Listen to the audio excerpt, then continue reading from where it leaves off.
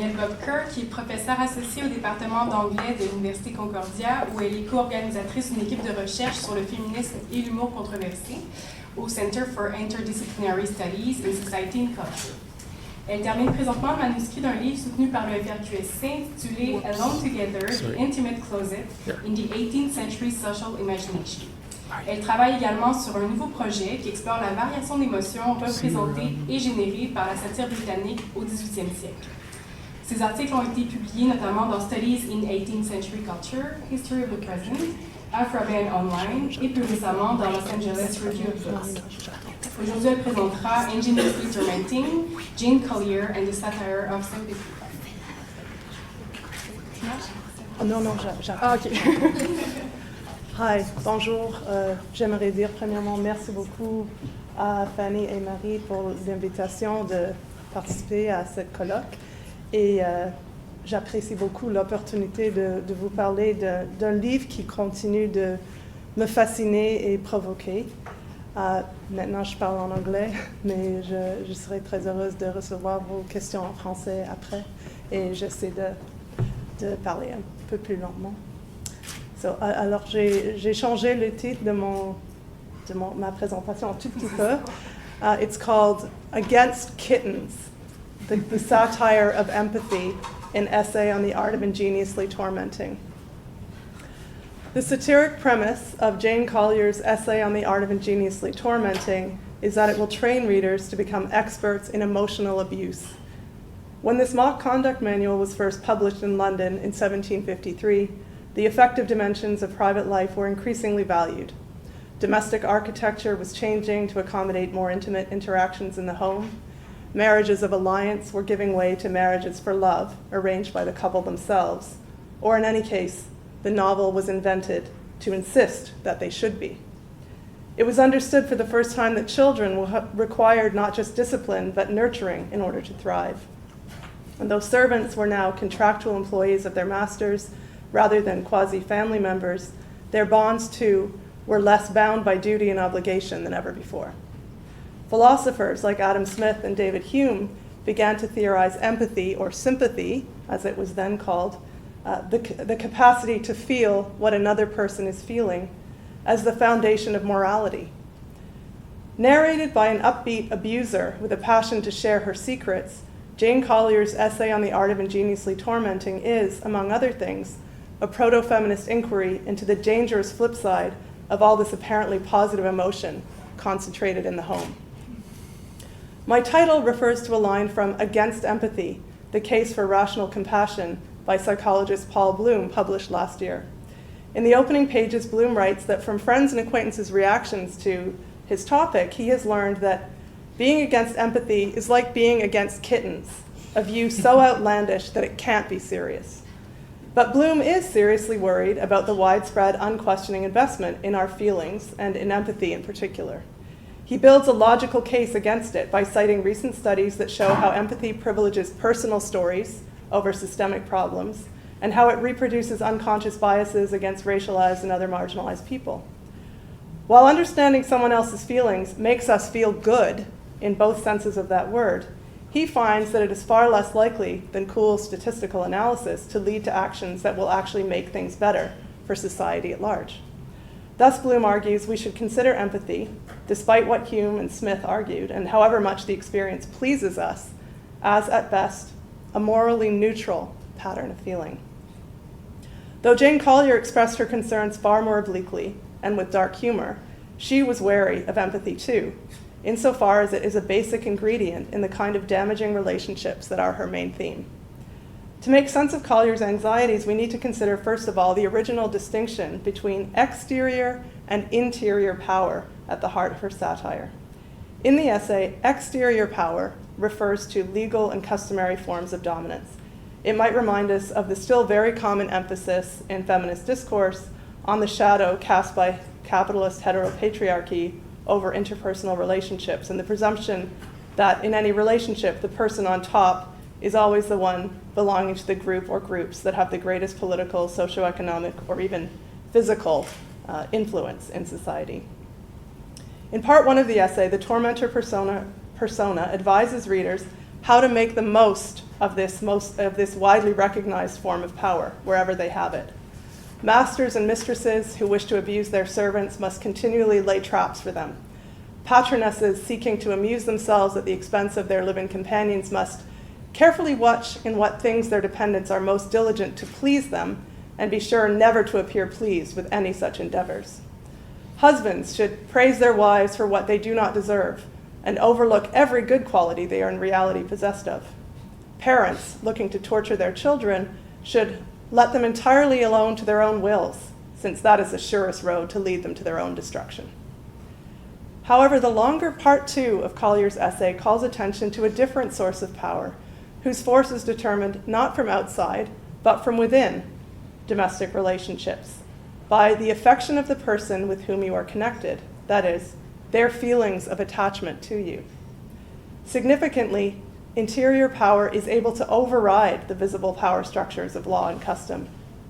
The modifier interior suggests both interiority, the abstract state of inwardness where emotions are experienced, and the inside of a house, where in the 18th century there was more room for intimacy than ever before. Romantic love exemplifies the wild and arbitrary form of attachment in which cruelty and dysfunction can flourish. Romantic love, in other words, exemplifies the power that comes from interior power. Indeed, according to Collier's tormentor persona, interior power is so much more potent than its well-known counterpart that she advises the exchange of the former for the latter wherever possible.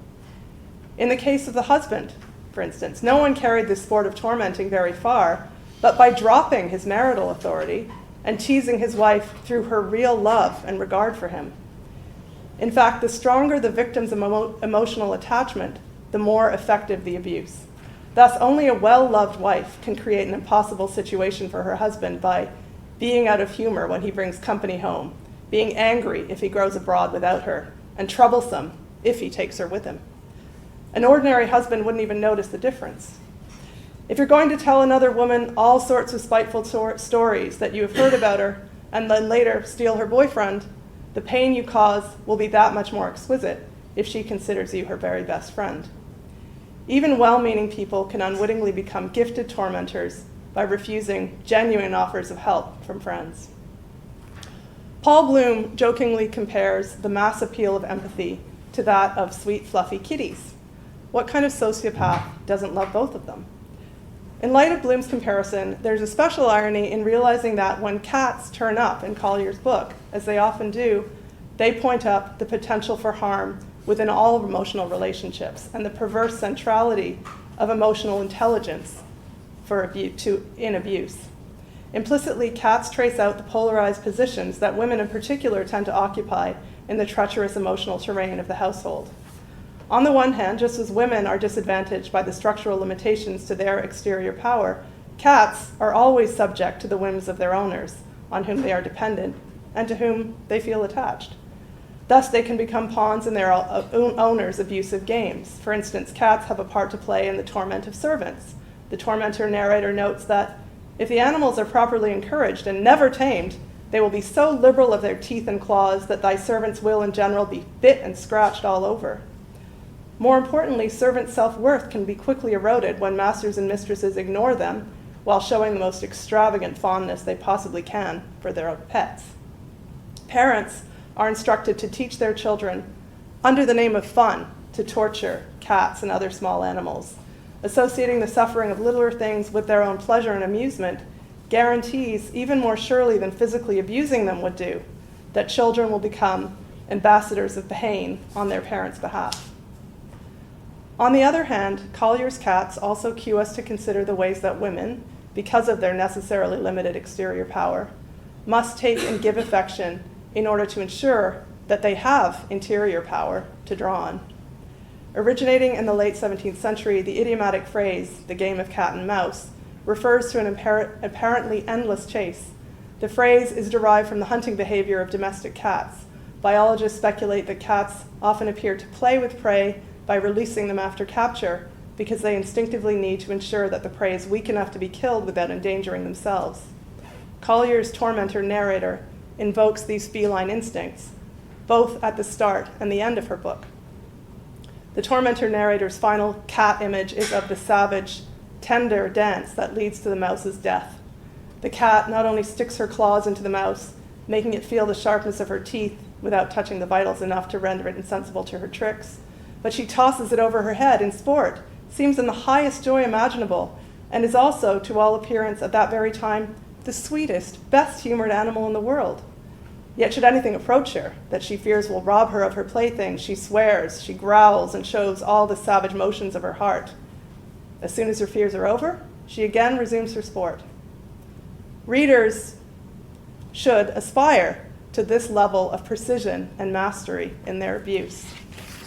However, the image, the frontispiece engraving at the start of the book puts the emphasis on the quiet moments that precede and repeatedly suspend the cat's sadistic play.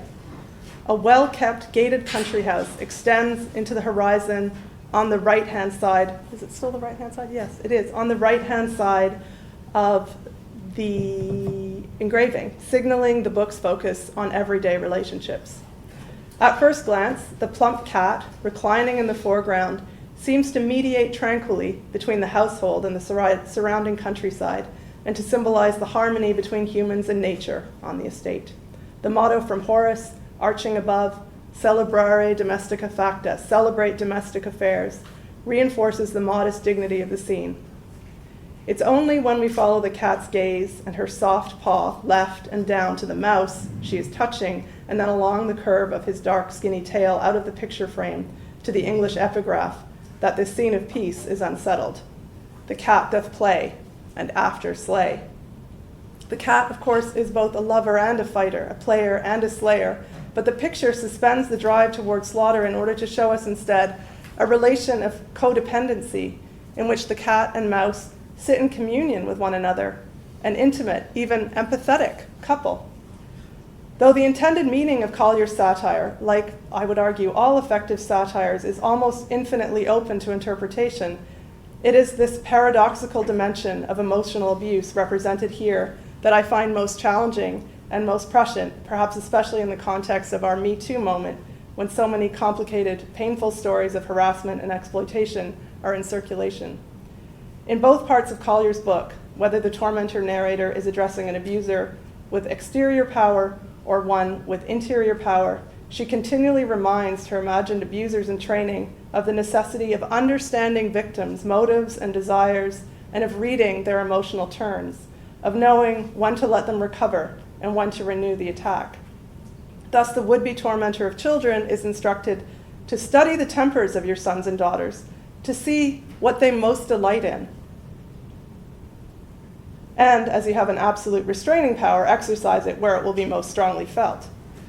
Likewise, the would-be husband tormentor must carefully study her husband's temper and find out what he likes in order never to do any one thing that will please him. At the same time, the tormentor narrator continually asserts that there is no pleasure in tormenting unless the victims are fully emotionally present in the relationship. For instance, if ever you perceive that your companion has got above any concern about what you can say of her person, you must immediately change your method and begin to attack her in some other way. A servant should be dismissed if she has worked into a proper indifference about pleasing you, so that you should find that she minded very little what you said to her, only considering yours as a profitable place, that she was resolved to bear all your tricks for the sake of your money. Where Paul Bloom focuses on the detrimental effects of empathy on broadly social situations, Jane Collier showed, more than 300 years earlier, that there are close interpersonal relationships as well, in which empathy is best avoided.